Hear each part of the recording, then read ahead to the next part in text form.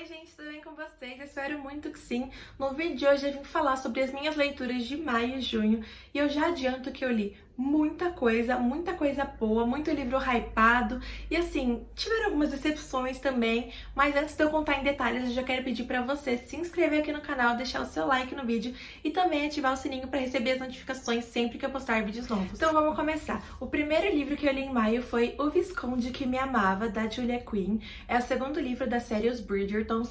E assim, esse livro me decepcionou um pouco porque eu fui com muita sede ao pote, sabe? Todo mundo que é fã dessa série fala que esse livro aqui é o melhor, então eu fui com essas expectativas de que esse seria o melhor livro. E não foi o que aconteceu. Não é que ele seja um livro ruim, mas é que eu esperava que ele fosse, tipo, sensacional. E pra quem não sabe, nesse segundo volume aqui da série, nós vamos acompanhar o irmão mais velho, que é o Anthony. E ele, que sempre foi um libertino, decide que finalmente ele vai parar com essa vida e que ele vai se casar. Só que ele não vai se casar com alguém que ele ame, ele vai se casar simplesmente com uma mulher, tipo, bonita, sabe? A mulher mais bonita da temporada. Que no caso é a Edwina. E a Edwina tem uma irmã mais velha que é a Kate. E a Kate é o quê? Aquela mulher assim decidida, sabe? Que tem poder, que sabe o que quer, que fala mesmo as coisas na cara dos outros. E ela sabe de toda essa fama de como é que o Anthony é mulherengo e tudo mais. E ela fala: não vai casar com a minha irmã. Não vai, porque minha irmã merece coisa melhor que você. Então eles ficam ali numa relação de gato e rato, sabe? Brigando o livro todo. E óbvio que como é um livro de romance, no final eles ficam juntos. E foi divertido, porque a Julia Quinn tem uma escrita muito boa e muito fluida, então você lê rapidinho. Porém, como eu falei, eu esperava mais desse livro e eu achei que faltou alguma coisa, sabe? Eu ouvia tantas pessoas falando sobre ele que eu achei que ele seria, nossa, um livro 5 estrelas. E ele foi só um livro bom, assim, mas não o melhor livro, pelo menos até agora, dos que eu li dessa série. Depois eu peguei Sol e Tormenta, o segundo livro da trilogia Grisha. E assim, vocês sabem, né, que o primeiro livro eu gostei, mas também não amei, não tava com as expectativas muito altas. Porém, esse livro aqui foi muito melhor do que o primeiro. Porque aqui um novo personagem entra na história e eu não vou falar quem ele é pra não dar nenhum tipo de spoiler pra vocês. Mas quando esse personagem entra na história, muda completamente ela, sabe? É como se a história ganhasse um novo brilho, assim, uma nova camada. Porque esse personagem é muito legal, ele é intrigante, você não sabe se ele é do bem, se ele é do mal. E eu acho que é justamente isso que a autora quis trazer, sabe? Que ele não precisa ser nenhuma coisa nem outra. Ele é meio que uma mistura ali das duas coisas. E por conta desse personagem eu gostei bastante desse livro. Eu gosto da Alina e do Mali, eu não shippo os dois. Eu sei que tem gente que shippa, mas eu não shippo. Mas como eu falei, esse personagem que aparece aqui nesse segundo livro salva muito a história e faz o ritmo de leitura ser muito bom. A terceira leitura de maio foi 1984, do George Orwell. E do que se trata essa história, pra quem não sabe? Aqui nosso protagonista chama Winston, ele trabalha no governo e aqui é uma sociedade em que o governo controla tudo e todos o tempo todo através de aparelhos que ficam na casa das pessoas, chamado teletelas. Essas teletelas, elas têm um sistema de alto-falante em que ela transmite as coisas que você vai ouvir e ela também capta o som do ambiente. E a mesma coisa com o vídeo, então ela transmite o vídeo e ela também consegue captar ali o que está acontecendo naquele ambiente. Então é basicamente um Big Brother, tanto que o Big Brother surgiu desse livro aqui, né, pra quem não sabia, tá aí uma curiosidade. Então, basicamente, essa teletela controla a vida de todo mundo ali o tempo todo, tá sempre de olho nessas pessoas e no que elas estão fazendo. E esse governo, né, como eu falei, eles controlam as pessoas através dessa teletela e por conta disso, todo mundo anda meio ali que na linha, sabe? Todo mundo apoia o partido, que é esse governo, que é o grande irmão, todo mundo segue ali as regras dele, ninguém pensa diferente, ninguém age diferente. E o nosso protagonista, que é o Winston, trabalha no governo editando histórias, então trechos do passado para ficar de acordo com o que o governo quer que seja. Então assim, ele modifica o passado para favorecer o governo. E um certo dia ele se rebela contra todo esse sistema e ele fala tipo: cara, o que eu tô fazendo aqui? Que trabalho é esse que eu tô fazendo? Sociedade é essa que eu vivo? Tá tudo errado. E ele começa a ter esses momentos de reflexão de quando é que foi que as pessoas perderam o direito, assim, de liberdade de expressão, de liberdade de pensamento, sabe? Porque você não pode nem sequer pensar diferente do que o governo, porque senão eles vão dar um jeito de sumir com você. E eu gosto muito das reflexões que o autor traz nesse livro, porque obviamente é um livro antigo, mas que tem muitas lições que dá pra gente tirar no nosso dia a dia, no nosso presente. Eu gostei muito desse livro, eu tô ansiosa pra fazer uma releitura dele, em outra edição, inclusive, que eu tenho. Aí depois dessa leitura ali densa, né, eu decidi pegar um livro um pouco mais tranquilo, que é Cidade dos Ossos, o primeiro livro da série Os Instrumentos Mortais, da Cassandra Clare. E eu já conheço um pouco os Instrumentos Mortais, porque eu assisti a série da Netflix, por isso eu já sabia mais ou menos o que esperar. E os livros, como eu já sabia o que esperar, eles são bons, né, porque eu gosto da história, eu gostava muito da série, então eu já fui, né, já comecei essa leitura gostando muito, mas pra quem não sabe, aqui é um mundo de fantasia, em que a nossa protagonista, a Clary, é uma adolescente que descobre, digamos assim, do dia pra noite que existe um mundo mágico e que existem os chamados Shadowhunters, que são os caçadores de sombras, e que são pessoas responsáveis por, digamos assim, proteger o mundo de demônios. Então eles são caçadores de sombras, caçadores de demônios, de criaturas ali da noite, que sempre querem, né, matar todo mundo, essas coisas sempre que a gente já tá acostumado. E além de descobrir que existem Shadowhunters, ela descobre que existe todo um mundo mágico ali. Então tem vampiro, lobisomem, fadas, enfim, todos os tipos de seres mágicos. E nesse livro aqui, como ele é o primeiro de uma série, ele é mais introdutório, então é mais realmente a Clary conhecendo todo mundo, conhecendo as pessoas, né? Então ela conhece o Jace, que já vira ali o interesse amoroso dela, digamos assim. A Isabelle e o Alec, que são os amigos do Jace e que são irmãos também. E esse livro, como eu falei, ele é bem introdutório, ele é mais apresentando o universo esse que eu já conhecia por conta da série. Então, pra mim foi bem fácil, foi bem fluida a leitura. Na sequência, eu adquiri um livro na pré-venda e assim que ele chegou aqui em casa, eu já iniciei a leitura, que foi Um Perfeito Cavaleiro, o terceiro livro da série Os Bridgertons, da Julia Quinn, e o meu preferido até agora. E, bom, pra quem não sabe, aqui nós vamos acompanhar o segundo dos irmãos Bridgertons, que é o Benedict. E essa história é baseada em Cinderela, então tudo começa durante um baile que a mãe do Benedict, a Violet, oferece ali, e durante esse baile, o Benedict conhece uma jovem, é um baile de máscaras, tá? É importante dizer isso. O Benedict conhece uma jovem e ele se apaixona ali por ela, eles têm uma noite juntos e tudo mais. Só que ele não consegue ver o rosto dela, né, porque é um baile de máscaras, e ela também não diz o nome dela pra ele. Então, quando o baile acaba, ali alguns dias depois, ele vai procurar ela, só que ninguém conhece essa garota, ninguém, tipo, nunca nem viu ela, sabe? É bem Cinderela mesmo. E ele pensa, tipo, nossa, é a garota dos meus sonhos e, tipo, sumiu, eu nunca mais vou ver ela na minha vida. E o que que acontece? Essa garota, lembrando ali da história de Cinderela, essa garota, ela é pobre. Então, por isso que ninguém na sociedade conhece ela. Porque aqui, todo mundo na sociedade é o quê? Tem influência, né? Tem dinheiro, é aqueles membros ali da alta sociedade. Já a Sophie, ela é uma criada. Então, ela não tem dinheiro, ela não tem título, ela não tem posse, ela não tem casa, ela não tem nada. E eu gostei muito desse livro justamente por isso, porque nos dois primeiros volumes, a autora aborda o lado bom do século XIX, que é o quê? Aquelas questões dos bailes, né, da vestimenta, da ida aos parques, enfim, toda aquela questão bem romantizada que você, às vezes, enquanto você tá lendo, você pensa, nossa, que legal que deve ser viver nessa época. E finalmente nesse volume aqui a autora aborda esse outro lado, né, essa outra versão, o lado feio, digamos assim, dessa época, que é justamente a questão da mulher não ter voz. Então a mulher aqui não tem opinião, ela não fala sobre nada, ela simplesmente obedece a algum homem, seja o pai dela, o tio, o marido, enfim. E que se essa mulher, isso é uma mulher assim de alta sociedade, né? Se a mulher for pobre, então, por exemplo, se ela for uma criada, como é o caso da Sophie, ela tem menos voz ainda, ela é menos respeitada ainda. Os homens podem fazer o que quiserem com ela, inclusive abusar delas ali, né? Então a autora aborda muito isso, aborda muito essa questão feia, digamos assim, né, dessa época. E eu gostei muito disso, dela finalmente ter abordado isso, porque eu acho que muitas vezes, enquanto a gente tá lendo um romance de época, a gente sempre pensa, nossa, olha que coisa legal, olha que casal bacana, e a gente esquece que não era tudo perfeito nessa época, que muito pelo contrário, sabe? Que nós mulheres, a gente não tinha voz nenhuma, a gente não podia fazer nada, a gente era, assim, meros bonecos nas mãos dos homens. Enfim, gostei muito, muito, muito desse livro, é o meu preferido até agora. Benedict e Sophie são tudo pra mim, e a Julia Quinn, você já tá tava rendida por ela nos 2 primeiros volumes. Depois desse aqui, já é, assim, sucesso garantido. Já sei que amo essa autora e eu quero ler todas essas séries dela. Na sequência, eu li Cidade das Cinzas, o 2º volume da série Os Instrumentos Mortais, da Cassandra Clare. E como eu falei, eu assisti a série, né? Então, a série vai mais ou menos até o 3º volume. Por isso, nada que eu li foi meio, digamos assim, surpreendente. Então, eu já sabia o que esperar da história. Mas, como sempre, Cassandra Clare tem uma escrita bem fluida, que você consegue ler ali rapidinho. E só uma curiosidade que eu tenho é que, assim, como eu já assisti a série, eu já sei o que vai acontecer, né?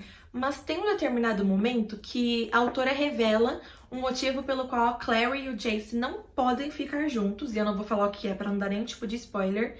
Mas, como eu já assisti a série, eu já, né, entendo, digamos assim.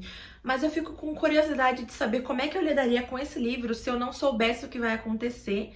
Porque em alguns momentos eu parei pra pensar nisso, né? Eu falei, nossa, se eu não conhecesse a história, será que eu não ia achar estranho eles continuarem insistindo nesse relacionamento, mesmo tendo esse motivo, digamos assim, que impede eles de se relacionar? E a minha penúltima leitura de maio foi O Ceifador, o 1º volume de uma trilogia.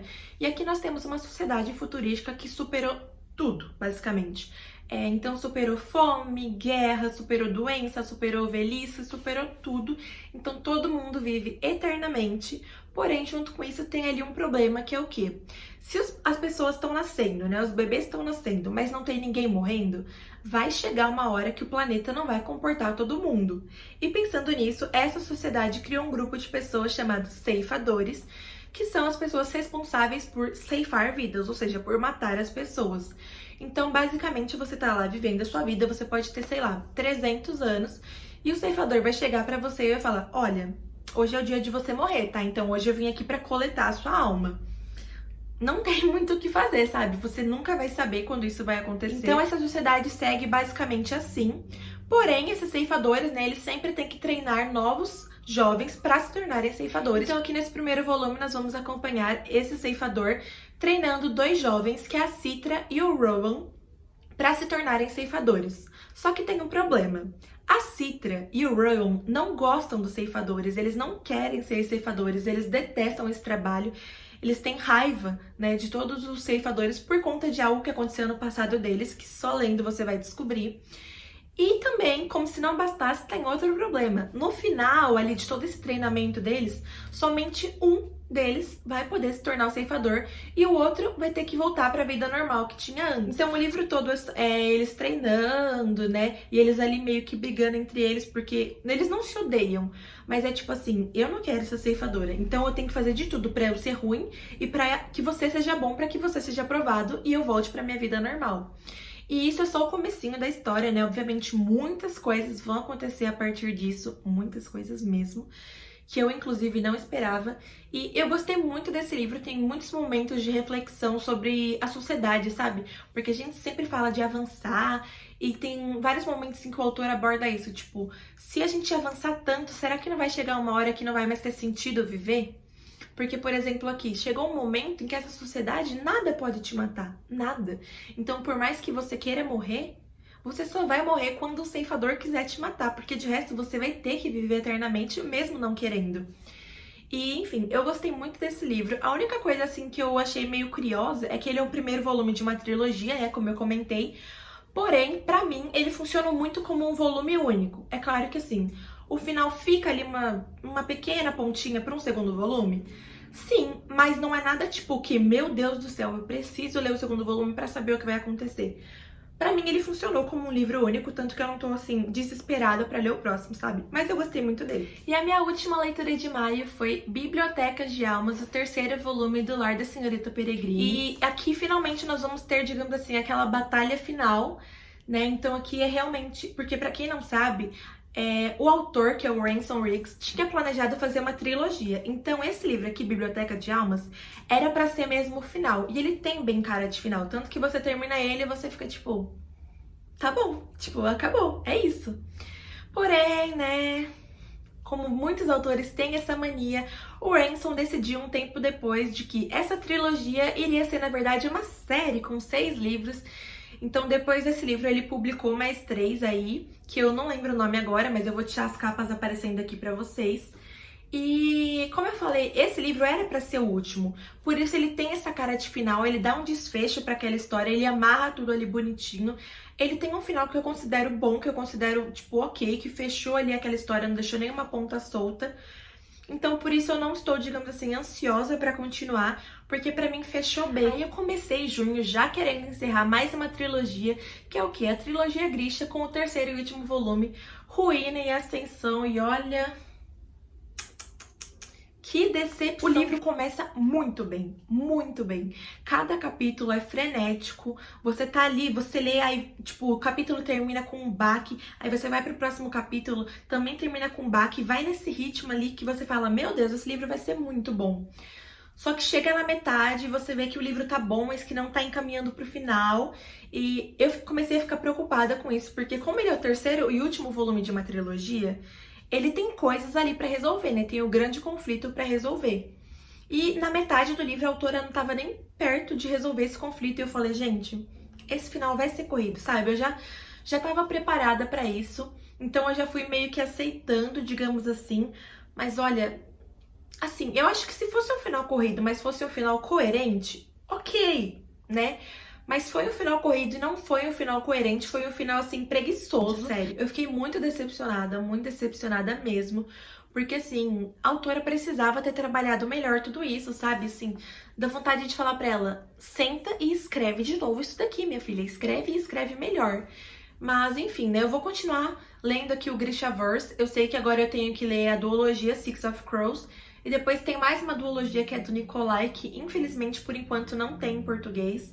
E eu espero, né, que nos próximos livros a autora evolua, porque realmente essa trilogia me decepcionou muito. Depois da minha decepção com o final da trilogia Grisha, eu decidi pegar um livro da Cassandra, que foi Cidade de Vidro, porque eu falei, bom, Cassandra não decepciona, eu já sei o que esperar, já sei que vai ser aquela novelona gostosa, pelo menos vai ser um livro assim, né, que vai estar na minha zona de conforto, que eu vou ficar mais tranquila.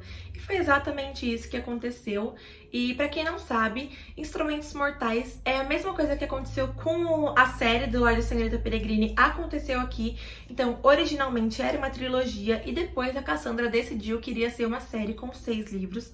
Então, esse terceiro volume fecha, né, o ciclo. Então, ele tem bem essa cara de final, tem ali a resolução de conflitos, né? Tem a Claire, o Jace, enfim, todo o pessoal enfrentando o grande vilão. E, obviamente, vencendo, porque, né, gente, livro tem que ter um final feliz. Mas eu também, graças à série, eu já sabia o que ia acontecer aqui, mas eu gostei de acompanhar mesmo assim. Terminei o livro amando todos os personagens, falando, olha, fiquem aqui morando no meu coração. E é isso, né, gente? Cassandra é tudo de bom. Agora, talvez seja a parte que eu vou ser cancelada. Não sei, talvez. Eu espero que não, tá? Assim, ó, paz e amor. Porque eu li Corte de Chamas Prateadas, o 4º volume da série Acotar, da Sarah J. Maas. E eu odiei. Assim, nossa. Sarah, minha querida, o que foi que você fez aqui nesse livro? O que foi que você fez? Esse 4º volume é um livro sobre a Nesta, a irmã da Fury. Então, assim, eu já fui para esse livro sabendo que o foco dele seria a Nesta, uma personagem que eu não gosto. Desde o primeiro volume eu não gosto dela, mas eu já sabia que ia ser um livro sobre ela e sobre o relacionamento dela com um personagem que eu gosto, que é o Cassian. Então eu falei, bom, eu não gosto da Nesta, mas eu gosto do Cassian, então o livro vai, né, dar uma equilibrada, porque vai ter ele, então eu até que vou gostar. Não foi o que aconteceu. Vamos lá, vocês podem ver que o livro é bem grande, ele tem 700 páginas. E ele vai tratar muito sobre o luto da Nesta, como é que tá sendo pra ela enfrentar tudo isso, esses resquícios de guerra, né, e tudo mais. Só que assim, a Nesta é uma personagem intragável. Sério, eu sei que vocês podem falar, nossa, porque ela passou por coisas difíceis. Gente, todo mundo passa por coisas difíceis. Todos os personagens da série passaram por coisas difíceis, tanto quanto ela, até porque eles estavam nessa guerra assim como ela. E só ela reage desse jeito. E aí você pode falar, bom, mas cada um reage de um jeito. Verdade, mas eu não gosto dela, eu não gosto do jeito como ela trata as pessoas, eu não consegui sentir empatia por ela, e pior do que isso, eu acho que a Sarah teve 700 páginas pra trabalhar nessa personagem, pra melhorar ela, e ela não conseguiu fazer isso. Cassian, que é o par romântico da Nesta, fica totalmente de lado nessa história. Ele é basicamente um boneco sexual dela, porque eles não têm nenhum tipo de construção de relacionamento, eles simplesmente possuem cenas ali de, sabe, de ato sexual e só. Não tem nada, não tem nenhum tipo de construção de relação, de construção de confiança, de amizade, de nada. Eles não conversam, eles basicamente só têm relação sexual. E eu também achei que a autora pesou muito nessas cenas. Esse livro aqui, pra mim, parecia mais um livro hot, porque toda hora, ou era a Nesta sendo intragável, ou era uma cena de ato sexual, digamos assim. E eu não gostei disso, porque eu acho que, sabe, a autora podia ter trabalhado outras coisas ali na história. Gente, novamente, tem 700 páginas do livro. Tu não me entrega 700 páginas só disso não, Sarah, pelo amor de Deus. Eu queria ver a história, e por mais que o livro fosse da Nesta, eu queria que os outros personagens aparecessem. Eu achei que faltou muito a autora trabalhar a relação da Nesta com as irmãs dela, né, com a Fury e com a Eileen.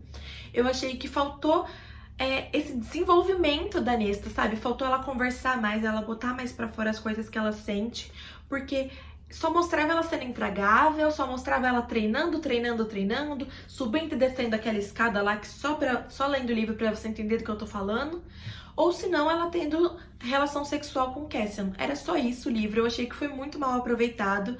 A autora quis botar um plano de fundo aqui, que seria, digamos, o surgimento de um novo vilão pra história. Não colou. Esse novo vilão fraquíssimo, que assim, em 2 segundos acabou com tudo ali, os planos dele. Então, realmente, eu sei que a Sarah queria fazer um livro sobre a Nesta, né, sobre a jornada dela e tudo mais, mas eu achei que não funcionou mesmo, porque a história não tem plano de fundo, a história não tem força pra ser crível. Tudo que a autora te contou com relação ao mundo fantástico nos outros livros, ela destrói nesse livro. Ela coloca elementos do nada, assim, que surgiu sei lá da onde. Enfim, não gostei, me decepcionei muito. Depois do fracasso que foi essa leitura, eu decidi pegar um outro livro que eu tava adiando muito pra ler, que em alguns momentos eu confesso que até pensei em me desfazer dele, mas ainda bem que eu finalmente dei uma chance pra essa leitura, porque foi uma história que me surpreendeu bastante, que é Fúria Vermelha, o primeiro volume da trilogia Red Rising. E aqui nós temos uma sociedade que já consegue viver em outros planetas, né? Todo mundo ali já evoluiu, já consegue habitar outros mundos. Então, aqui os nossos personagens estão vivendo em Marte e a sociedade é dividida por cores. Então, a cor mais baixa é o vermelho e a cor mais alta é o ouro. E o nosso personagem, o Daryl, é um vermelho. Olha só, né? Ou seja, ele tá ali na casta inferior, ele tá ali na base da pirâmide, então é ele que faz o trabalho sujo, né? Quem é vermelho como ele não tem acesso à comida, não tem acesso à educação, não tem acesso à energia elétrica, enfim, não tem acesso a nada. Eles basicamente trabalham igual uns condenados para sustentar as castas mais altas. E por ele tava, tipo, tudo bem, sabe? Era uma realidade que ele já tinha aceitado, porque ele não sabia que tinha nada melhor do que isso. Então ele vivia tranquilamente ali a vida dele, até que tem um evento, assim, uma coisa que acontece que meio que vira uma chavinha na mente dele. Eu não vou contar o que é esse evento pra não dar nenhum tipo de spoiler, mas depois disso ele começa a se questionar, assim, sobre o porquê. Por que ele tem que ser um vermelho? Por que ele não tem que... Por que ele não pode ter acesso a nada? Por que ele não pode ser rico como os outros? Por que ele não pode ter acesso a comida boa? Por que ele não pode ter músculos? Enfim. E ele começa a sentir um pouco de raiva dessas castas mais altas por terem tudo que ele nunca pôde ter. E ele decidiu que ele vai se vingar dessas castas. Então ele faz ali, ele se envolve com um grupo e ele se infiltra na casta dos ouros dentro de um torneio, que é um torneio que se parece muito com Jogos Vorazes. Então basicamente tem vários competidores ali e o que sobreviver vai ganhar todas essas regalias, vai ganhar o prêmio, vai ganhar status e tudo mais. O Daryl entra nessa competição e ele já entra pensando, eu vou ganhar isso daqui e eu vou fazer cada um deles pagarem por tudo que eu sofri a minha vida toda. Então aí, como o próprio título diz, é a parte que se parece com Jogos Vorazes, mas esse livro também parece muito com Guerra dos Tronos, por quê? O Daryl vai aprender que ele não pode ganhar tudo sozinho, ou seja, ele vai precisar de aliados. Então tem muita intriga política nesse livro, tem muito aquela coisa de você se alia com com a pessoa ali no momento, e no momento seguinte você tá lutando contra ela, você tá traindo ela, então é traição em cima de traição, é jogo de poder, de eu mando mais, você manda mais, se eu fizer isso eu vou parecer mais poderoso, enfim, é muito bom. Aí o que aconteceu? Eu terminei a primeira trilogia de Instrumentos Mortais e seguindo ali basicamente a ordem que os fãs dizem, né? Depois que você lê essa trilogia, você tem que ir o quê? Pro quarto volume de Instrumentos? Não! Você tem que ir pro primeiro volume de uma outra trilogia da autora, que é a trilogia Peças Infernais. E foi isso que eu fiz, então, eu fui pro primeiro volume dela, que é Anjo Mecânico. E assim, olha lá, outra decepção. Aqui nós estamos na Londres vitoriana, ou seja, é diferente de Instrumentos, porque Instrumentos se passa meio que no presente, mas não foi esse meu problema com a história. O meu problema é que nós temos uma personagem aqui, a nossa protagonista, que chama Tessa, e ela é, digamos assim, normal a princípio. Depois ali da história, no decorrer da história, nós vamos descobrir que ela faz parte do mundo mágico, mas a princípio, no começo do livro, ela é normal, ela é uma humana, e ela vai ali meio que descobrir o mundo dos caçadores de sombras quando ela vai ser apresentada para o Will e para o Jen e para todo aquele instituto, enfim, todo aquele mundo ali de Shadowhunters que a gente já tá acostumado. Qual foi o meu problema com essa história? Gente, isso daqui pra mim é reciclagem de personagem, tipo, sério, Cassandra, fãs de Cassandra. Gente, pra mim a Tessa é, assim, é a Clary da Londres vitoriana. Pra mim, elas são a mesma personagem. A Clary de Instrumentos Mortais e a Tessa de Peças são exatamente a mesma pessoa.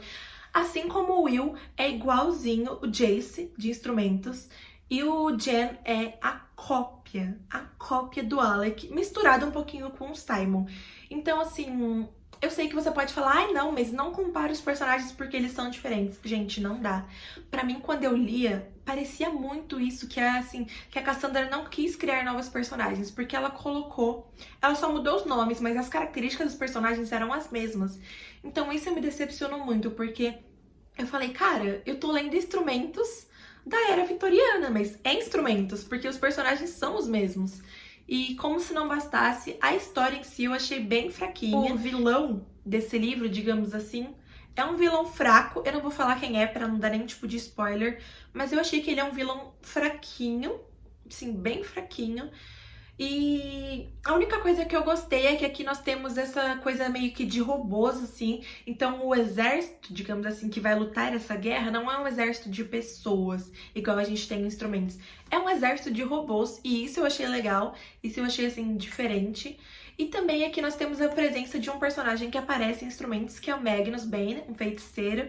E o Magnus tem, digamos assim, um brilho próprio, então quando ele aparece na história, a história sempre fica um pouco melhor, mas nem ele, pra mim, foi capaz de salvar a série, ou melhor, salvar esse primeiro volume. Então me decepcionei um pouco, eu espero que nos próximos volumes melhore bastante. E aí eu fechei o mês de junho lendo a série do Povo do Ar, da Holly Black, e meu Deus, essa série é tudo pra mim, absolutamente tudo pra mim. Eu amo esses livros, eu amo esses personagens, eu amo esse universo e assim, eu mal terminei a leitura e eu já tô com saudade deles, eu já quero reler esses livros porque eles são perfeitos. Eu vou segurar só o primeiro volume enquanto eu falo sobre a série com vocês, tá?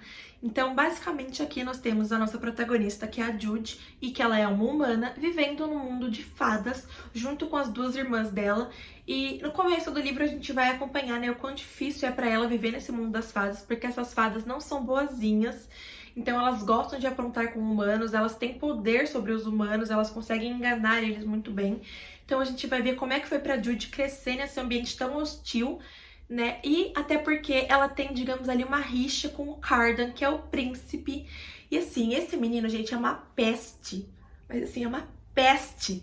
E eles não se dão, eles batem de frente um com o outro. E a Jude, assim, ela não baixa a cabeça pra ele, nem pra nenhum outro ser das fadas. E justamente no decorrer da história, ela começa a pensar sobre isso, sabe? Ela fala, eu não quero baixar a cabeça pra eles. Eu não quero que eles sintam que eles são mais fortes do que eu, de que eles têm influência sobre mim, falar com detalhes o que acontece. Mas basicamente é um jogo de poder, como eu contei pra vocês. Então é a Jude fazendo de tudo pra mostrar pra eles que, assim, vocês não conseguem mandar em mim, tá? Porque eu mando em mim mesma, eu tenho poder, eu que vou mandar em vocês, na verdade. E muita coisa acontece no decorrer dessa trilogia, muita coisa mesmo. Então eu gostei muito dessa trilogia e do livro extra também, né?